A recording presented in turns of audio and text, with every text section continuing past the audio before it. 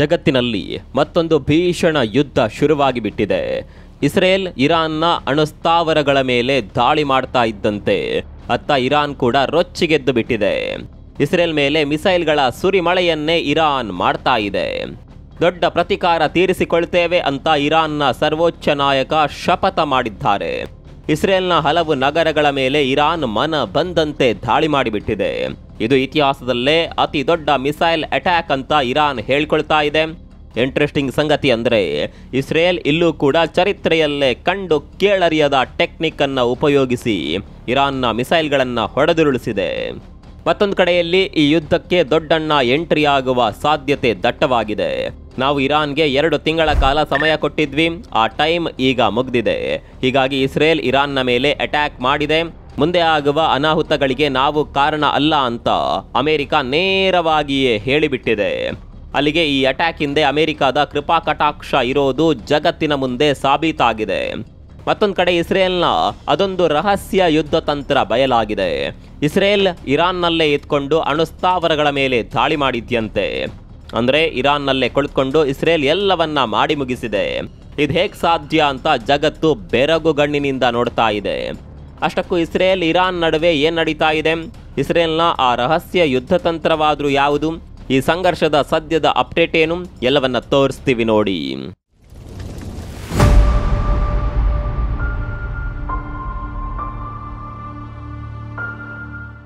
1967ರಲ್ಲಿ Israel 6 day ವಾರ್ನಲ್ಲಿ ಭಾಗಿಯಾಗಿತ್ತು. ಅಂದರೆ ಕೇವಲ 6 ದಿನದಲ್ಲಿ ಶತ್ರುಗಳನ್ನು ಓಡಿಸಿ ವಿಜಯ ಸಾಧಿಸಿತ್ತು ಇಸ್ರೇಲ್. 6 ದಿನದಲ್ಲೇ ಯುದ್ಧವನ್ನೇ ಮುಗಿಸುತ್ತೆ ಅಂದರೆ ಅದು ಯಾವ ರೀತಿಯಲ್ಲಿ ಇಸ್ರೇಲ್ ದಾಳಿ ಮಾಡಿರಬಹುದು ಅನ್ನೋದನ್ನು ನೀವೇ ಊಹೆ ಮಾಡಿಕೊಳ್ಳಿ. ಈ 6 ಡೇ ವಾರ್ ಬಳಿಕ ಇದೀಗ ಇಸ್ರೇಲ್ ಇತಿಹಾಸದಲ್ಲೇ ಕಂಡು ಕೇಳರಿಯದ ದಾಳಿ ಮಾಡಿದೆ. ಯಾವ ರೀತಿ ದಾಳಿ ಮಾಡಿದೆ ಅನ್ನುವ ವಿಚಾರ ನಿಮಗೆಲ್ಲ ಈಗಾಗಲೇ ಗೊತ್ತಿರಬಹುದು.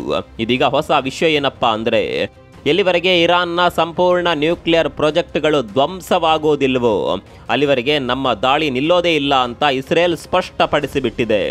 ಅಲ್ಲಿಗೆ ಈಗ ದಾಳಿ ಆಗಿರೋದು ಜಸ್ಟ್ ಟ್ರೈಲರ್ ಅಷ್ಟೇ, ಪಿಕ್ಚರ್ ಅಭಿ ಬಾಕಿ ಹೈ ಅಂತ ಇಸ್ರೇಲ್ ನೇರವಾಗಿಯೇ ಹೇಳಿದೆ. ಸ್ನೇಹಿತರೆ, ನಿಮ್ಗೆ ಗೊತ್ತಿರಲಿ, ಇರಾನ್ ಅಂಡರ್ ಗ್ರೌಂಡ್ನಲ್ಲಿ ನ್ಯೂಕ್ಲಿಯರ್ ಪ್ರಾಜೆಕ್ಟ್ಗಳನ್ನು ಮಾಡ್ತಾ ಇದೆ. ಅಮೆರಿಕದ ವಿರೋಧಕ್ಕೂ ಬಗ್ಗದೆ ಇರಾನ್ ಯಾರಿಗೂ ಗೊತ್ತಾಗದ ರೀತಿಯಲ್ಲಿ ನ್ಯೂಕ್ಲಿಯರ್ ಬಾಂಬನ್ನು ರೆಡಿ ಮಾಡ್ತಾ ಇತ್ತು. ಆದರೆ ಈ ರಹಸ್ಯ ತಾಣಗಳನ್ನು ಪತ್ತೆ ಮಾಡಿದ ಇಸ್ರೇಲ್ ಈಗ 200ಕ್ಕೂ ಹೆಚ್ಚು ಸ್ಥಳಗಳ ಮೇಲೆ ದಾಳಿ ಮಾಡಿದೆ.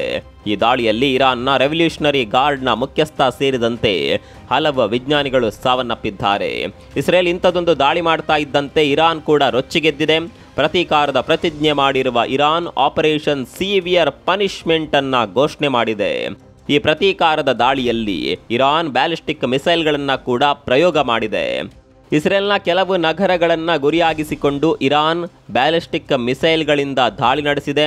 ಟೆಲ್ ಅವೀವ್, ಜೆರುಸಲೆಂ ಸೇರಿದಂತೆ ಹಲವು ನಗರಗಳ ಮೇಲೆ ಇರಾನ್ ಮಿಸೈಲ್ ದಾಳಿ ನಡೆಸಿದೆ. ಈ ದಾಳಿಯಲ್ಲಿ ಇಸ್ರೇಲ್ಗೆ ಅಷ್ಟೇನು ದೊಡ್ಡ ಪ್ರಮಾಣದ ನಷ್ಟವಾಗಿಲ್ಲ. 1-2 ಕಟ್ಟಡಗಳಿಗೆ ಹಾನಿಯಾಗಿದೆ ಬಿಟ್ಟರೆ ದೊಡ್ಡ ಮಟ್ಟದ ತೊಂದರೆ ಇಸ್ರೇಲ್ಗೆ ಆಗಿಲ್ಲ. ಕಾರಣ ಇಸ್ರೇಲ್ನ ಮಿಸೈಲ್ ಡಿಫೆನ್ಸ್ ಸಿಸ್ಟಮ್.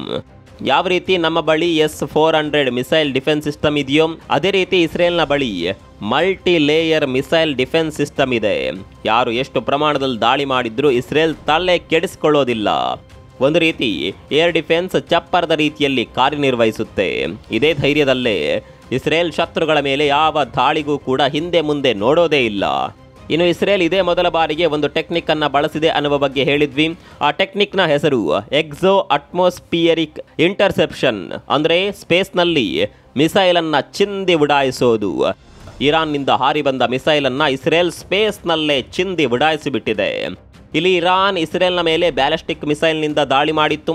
ಇಲ್ಲಿ ಬ್ಯಾಲಿಸ್ಟಿಕ್ ಮಿಸೈಲ್ಗಳು ಹೇಗೆ ಕೆಲಸ ಮಾಡುತ್ತೆ ಅನ್ನೋದು ನಿಮಗೆ ಮೊದಲು ಗೊತ್ತಿರಬೇಕು. ಬ್ಯಾಲಿಸ್ಟಿಕ್ ಮಿಸೈಲ್ಗಳನ್ನು ಲಾಂಚ್ ಮಾಡಿದ ಕೂಡಲೇ ಅದು ರಾಕೆಟ್ನ ರೀತಿ ಮೊದಲು ಬಾಹ್ಯಾಕಾಶಕ್ಕೆ ಹೋಗುತ್ತೆ. ಅಂದರೆ ಭೂಮಿಯ ವಾತಾವರಣದಿಂದ ಹೊರಗೋಗುತ್ತೆ. ಅಲ್ಲಿಂದ ಮತ್ತೆ ಅದು ಕೆಳಗೆ ಬಂದು ಟಾರ್ಗೆಟನ್ನು ಹಿಟ್ ಮಾಡುತ್ತೆ. ಹೀಗೆ ಇರಾನ್ ಹಾರಿಸಿದ ಬ್ಯಾಲಿಸ್ಟಿಕ್ ಮಿಸೈಲ್ ಸ್ಪೇಸ್ನಲ್ಲಿ ಇರುವಾಗಲೇ ಇಸ್ರೇಲ್ ಅದನ್ನು ಉಡಿಸ್ ಮಾಡಿದೆ. ಇದಕ್ಕಾಗಿ ಏರೋ 3 ಅನ್ನುವ ಮಿಸೈಲ್ ಡಿಫೆನ್ಸ್ ಸಿಸ್ಟಮ್ ಅನ್ನು ಬಳಸಿಕೊಳ್ಳಲಾಗಿದೆ. ಇಲ್ಲಿ ಸ್ಪೇಸ್ನಲ್ಲೇ ಮಿಸೈಲ್ನ ಕತೆ ಮುಗಿಸಿರೋದ್ರಿಂದ ಹಲವು ಲಾಭ ಇದೆ. ಮಿಸೈಲ್ನಿಂದ ಹೊರಹೊಮ್ಮುವ ಕೆಮಿಕಲ್ಗಳು ನಮ್ಮ ವಾತಾವರಣದಲ್ಲಿ ಬರೋದಿಲ್ಲ. ಒಂದು ವೇಳೆ ಮಿಸೈಲ್ಗಳನ್ನು ನಮ್ಮ ಹತ್ತಿರಕ್ಕೆ ಬಂದಾಗ ಬ್ಲಾಸ್ಟ್ ಮಾಡಿದರೆ ಅದರ ಕೆಲವು ಪಾರ್ಟ್ಗಳು ಬಿದ್ದು ತೊಂದರೆ ಆಗುವ ಸಾಧ್ಯತೆ ಇರುತ್ತೆ. ನಡೆದುಕೊಂಡು ಹೋಗುವ ಮನುಷ್ಯನ ಮೇಲೆ ಒಂದು ತುಂಡು ಬಿದ್ದರೂ ಸಾಕಾಗುತ್ತೆ. ಸ್ನೇಹಿತರೆ, ಇಲ್ಲಿ ಬ್ಯಾಲಿಸ್ಟಿಕ್ ಮಿಸೈಲ್ಗಳ ಮತ್ತೊಂದು ವಿಶೇಷತೆ ನಿಮಗೆ ಗೊತ್ತಿರಬೇಕು. ಇದು ಭೂಮಿಯ ವಾತಾವರಣಕ್ಕೆ ಬಂದ ನಂತರ ರಕ್ತ ಬೀಜಾಸುರನಂತೆ ಕನ್ವರ್ಟ್ ಆಗುತ್ತೆ. ಹಲವು ವಾರ್ ಹೆಡ್ಗಳಾಗಿ ಡಿವೈಡ್ ಆಗಿ ದಾಳಿ ಮಾಡುತ್ತೆ. ಹೀಗಾಗಿ ಇದನ್ನ ಸ್ಪೇಸ್ನಲ್ಲಿ ಇರುವಾಗಲೇ ಮುಗಿಸಿಬಿಟ್ರೆ ಹಲವು ತೊಂದರೆಗಳಿಂದ ಬಚಾವ್ ಆಗಬಹುದು. ಎಲ್ಲದಕ್ಕಿಂತ ಇಂಟ್ರೆಸ್ಟಿಂಗ್ ಸಂಗತಿ ಅಂದರೆ ಭೂಮಿಯ ಇತಿಹಾಸದಲ್ಲಿ ಇದೇ ಮೊದಲ ಬಾರಿಗೆ ಬ್ಯಾಲಿಸ್ಟಿಕ್ ಮಿಸೈಲ್ ಅನ್ನ ಸ್ಪೇಸ್ನಲ್ಲೇ ಒಡಿಸ್ ಮಾಡಲಾಗಿದೆ. ಹಾಗಾದರೆ ಜಸ್ಟ್ ಇಮ್ಯಾಜಿನ್ ಮಾಡಿಕೊಳ್ಳಿ, ಇಸ್ರೇಲ್ ತಂತ್ರಜ್ಞಾನದ ವಿಚಾರದಲ್ಲಿ ಅದೆಷ್ಟು ಮುಂದುವರೆದಿರಬಹುದು. ಎಷ್ಟೇ ಆಧುನಿಕ ಟೆಕ್ನಾಲಜಿಗಳಿದ್ರೂ ಕೆಲವೊಂದು ಮಿಸೈಲ್ಗಳು ಇಸ್ರೇಲ್ನ ಕಟ್ಟಡಗಳ ಮೇಲೆ ಅಪ್ಪಳಿಸಿದೆ. ಒಬ್ಬ ವ್ಯಕ್ತಿ ಕೂಡ ಸಾವನ್ನಪ್ಪಿದ್ದಾನೆ ಅನ್ನುವ ಮಾಹಿತಿ ಇದೆ. ಅಲ್ಲಿಗೆ ಇರಾನ್ ಸದ್ಯಕ್ಕಂತೂ ಸುಮ್ಮನೆ ಕುಳಿತುಕೊಳ್ಳದೆ ಮುಂದೆ ಕೂಡ ಭೀಷಣ ದಾಳಿ ಮಾಡುತ್ತೆ ಅನ್ನೋದರಲ್ಲಿ ಯಾವುದೇ ಅನುಮಾನ ಬೇಡ. ಇಲ್ಲಿ ಇರಾನ್ ಸ್ವಲ್ಪ ಮಟ್ಟಿಗಾದರೂ ಸಕ್ಸಸ್ ಆಗೋದಕ್ಕೆ ಕಾರಣ ಏನು ಗೊತ್ತಾ? ಈ ಬಾರಿ ಇರಾನ್ ಸಬ್ಮರೀನ್ ಮೂಲಕ ಮಿಸೈಲ್ಗಳನ್ನು ಉಡಾಯಿಸಿದೆ. ಈ ಮೂಲಕ ಇಸ್ರೇಲ್ಗೆ ಚಳ್ಳೆ ಹಣ್ಣು ತಿನ್ನಿಸುವ ಪ್ರಯತ್ನ ಮಾಡಿದೆ. ಇನ್ನು ಅಮೆರಿಕ ಅಂತೂ ನೇರವಾಗಿ ಇಸ್ರೇಲ್ಗೆ ಸಪೋರ್ಟ್ ಘೋಷಣೆ ಮಾಡಿಬಿಟ್ಟಿದೆ. ಟ್ರಂಪ್ ತಮಗೆ ಬೇಕಾದ ಹಾಗೆ ಬಣ್ಣ ಬದಲಾವಣೆ ಮಾಡ್ತಾರೆ ಅನ್ನೋದು ನಿಮಗೆ ಗೊತ್ತಿರಬಹುದು.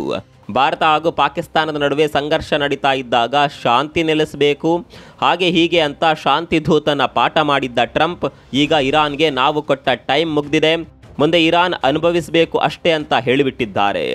ನಾವು ಇರಾನ್ಗೆ 60 ದಿನಗಳ ಕಾಲ ಟೈಮ್ ಕೊಟ್ಟಿದ್ವಿ, ಇವತ್ತು 61ನೇ ದಿನ ಅಷ್ಟೇ, ಇನ್ನು ಮುಂದೆ ಇರಾನ್ಗೆ ಟೈಮ್ ಇಲ್ಲ ಅಂತ ಹೇಳಿಬಿಟ್ಟಿದ್ದಾರೆ ಅಮೆರಿಕ ಅಧ್ಯಕ್ಷ. ಅಲ್ಲಿಗೆ ಅಮೆರಿಕ ಇಸ್ರೇಲ್ಗೆ ಬಹಿರಂಗವಾಗಿಯೇ ಬೆಂಬಲ ಘೋಷಣೆ ಮಾಡಿಬಿಟ್ಟಿದೆ.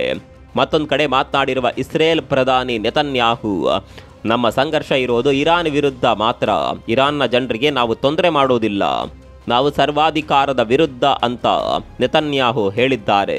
ಇನ್ನು ಇಸ್ರೇಲ್ ಇರಾನ್ನ ಮೇಲೆ ದಾಳಿ ಮಾಡುವ ಸಂದರ್ಭದಲ್ಲಿ ಇರಾನ್ನೊಳಗೆಯೇ ಕುಳಿತುಕೊಂಡು ದಾಳಿ ಮಾಡಿದೆ ಅನ್ನುವ ಅಚ್ಚರಿಯ ಮಾಹಿತಿ ಕೂಡ ಹೊರಬಿದ್ದಿದೆ.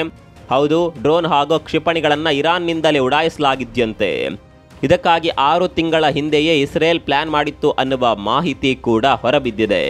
ಇಸ್ರೇಲ್ನ ಗುಪ್ತಚರ ಇಲಾಖೆ ಮೊಸಾದ್ನ ಕಮಾಂಡೋಗಳು ಇರಾನ್ನೊಳಗಡೆಯಿಂದಲೇ ಡ್ರೋನ್ ಲಾಂಚ್ ಮಾಡಿದ್ರು ಅನ್ನುವ ಮಾಹಿತಿ ಇದೆ. ಅಲ್ಲಿಗೆ ಮತ್ತೊಂದು ಹೊಸ ಯುದ್ಧ ತಂತ್ರವನ್ನ ಜಗತ್ತಿಗೆ ಪರಿಚಯ ಮಾಡಿದೆ ಇಸ್ರೇಲ್.